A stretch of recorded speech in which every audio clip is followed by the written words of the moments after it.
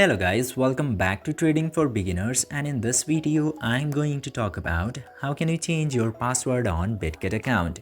So without any further ado, let's dive right into this exciting video.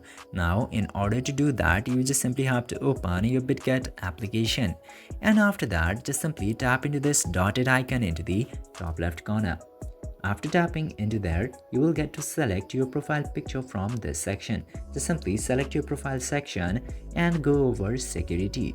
After going into the security, you will get to see this option of login password. Simply select login password, and after that, you will just simply have to enter a new password from this section and repeat the same new password into the second bar or the box. Just simply enter a new password. You are getting this option directly because your account is already logged in. Otherwise, you would have to tap to forget password or get another option. But now you can easily enter a new password and tap to submit button.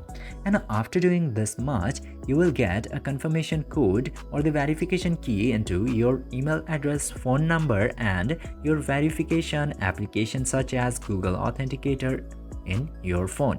And after that, entering those verification code one by one and confirming it, your password will successfully be changed into Bitget account. I hope this video was informative for you.